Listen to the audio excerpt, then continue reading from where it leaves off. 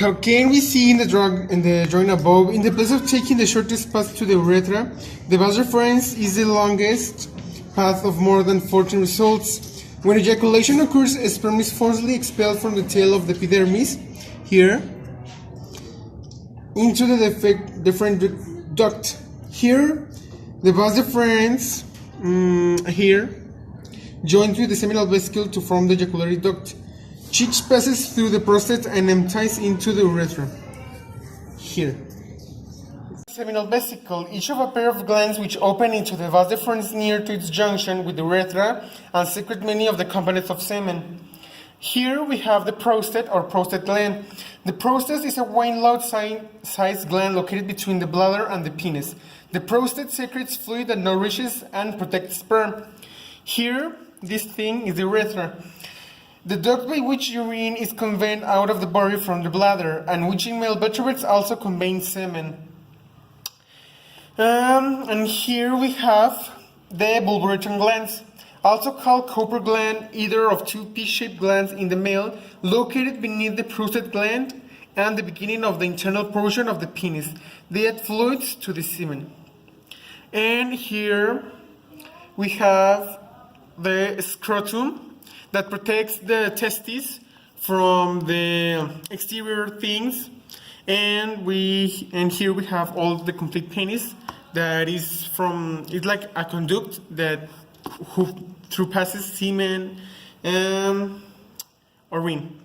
And from last thing we have the testes, and here is where everything produces like semen and spermatozoids, and then passes through here, and then through here, and then here it connects to the penis, so then end up in the testes. During puberty in both males and females, the hypothalamus produces gonadotropin releasing hormone GnRH, which stimulates the production and release of follicle stimulating hormone and luteinizing hormone LH from the anterior pituitary gland. These hormones regulate the gonads, testes in males and ovaries in females, and therefore are called gonadotropins. In male, FSH stimulates gamete production and LH. The most widely known androgen in males is testosterone. Testosterone promotes the production of sperm and masculine characteristics. The adrenal cortex also produces small amounts of testosterone precursor, although the role of this additional hormone production is not fully.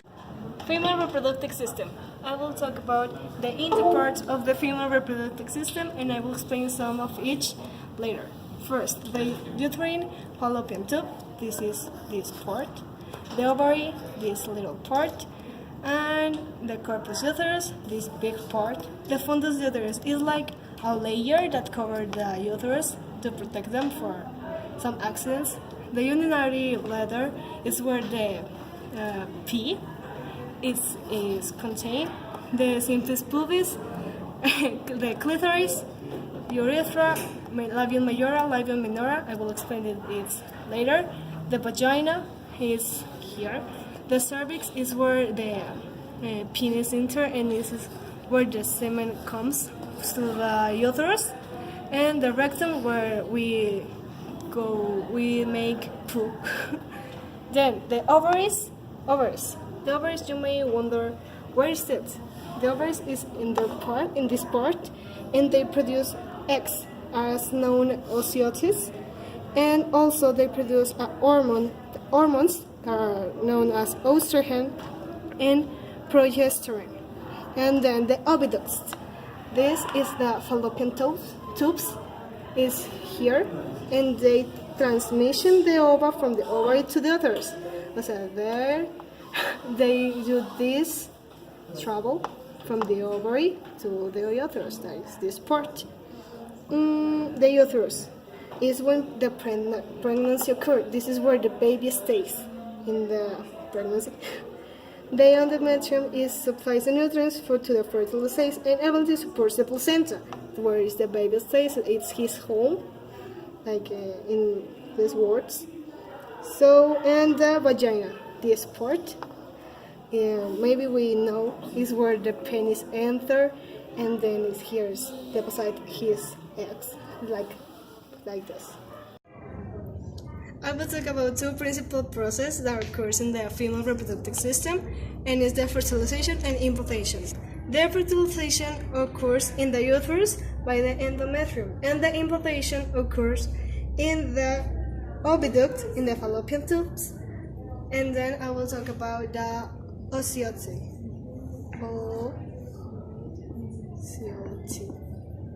And this is produced in the ovaries. The ovaries produce it, and then they goes to the fallopian tubes and are in the uterus when they wait until the sperm goes in, and then to have a baby.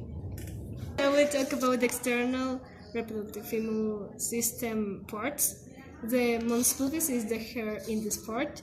The produce clitoris is this thing, little thing.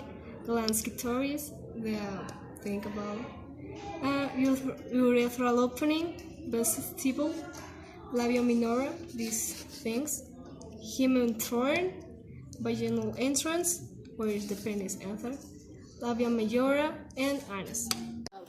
Principal organs we have in our brain, there is the hypothalamus and the pituitary gland. These two are the ones that secrete hormones for our body. The hormones that secretes in the female is the GnRH, that is gonadotropin releasing hormone. There its function in the female body is release the FSH and the LH from the anterior pituitary.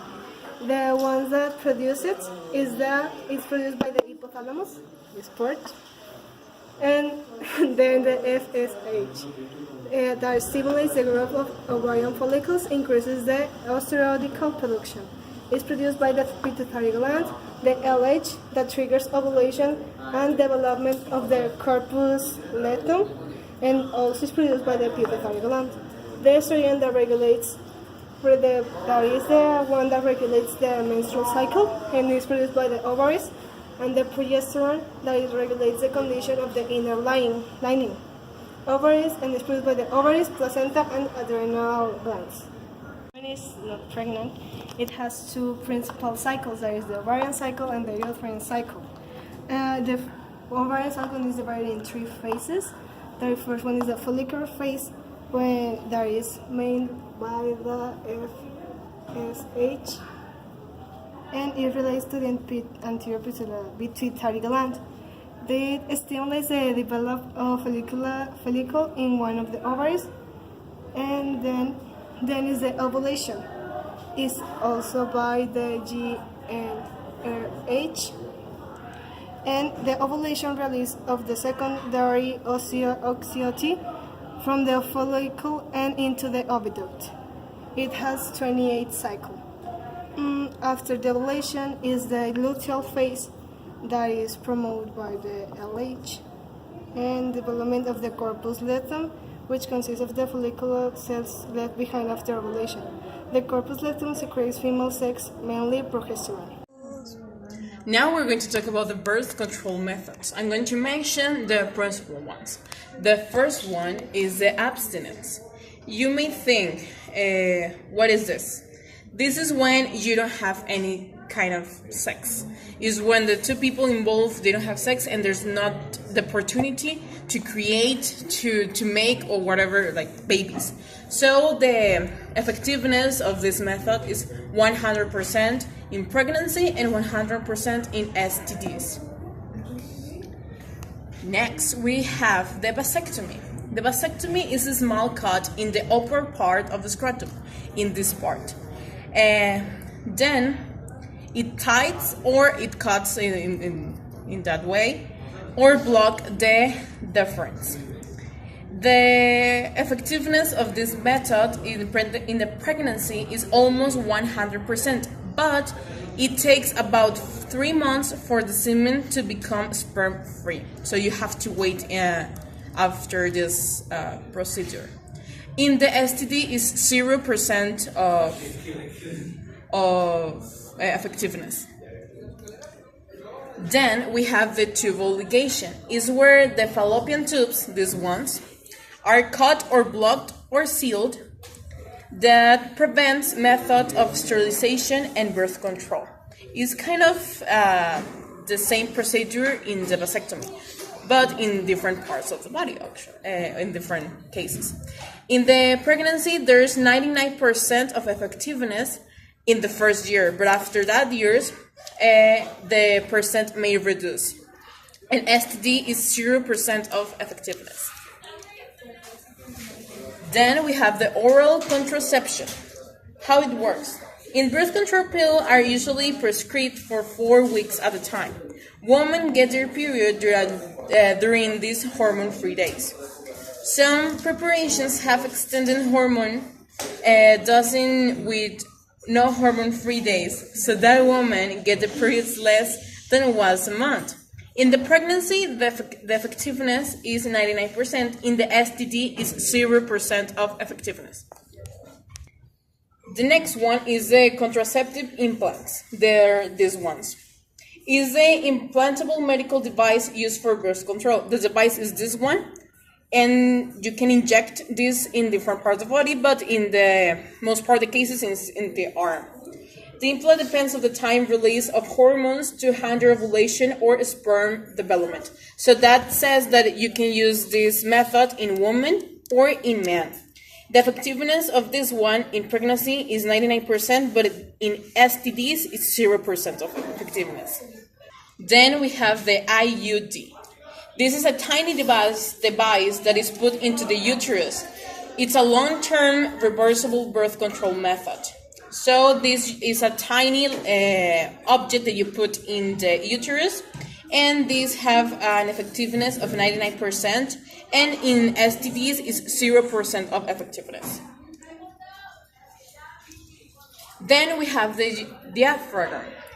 It's a barrier method, this one, that is placed over the cervix with spermicide before sex and left for at least 6 hours after sex. What does that mean? You have sex and then you can put this one to make the sperms not have the process of pregnancy. The effectiveness in pregnancy is 92% to 96%, but with STDs is 0%. The male condom is the most common one.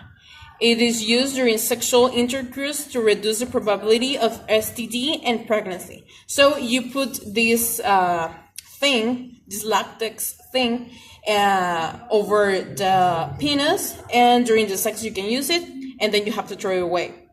In pregnancy, the effectiveness is 98%, and with STD, the same, is 98%.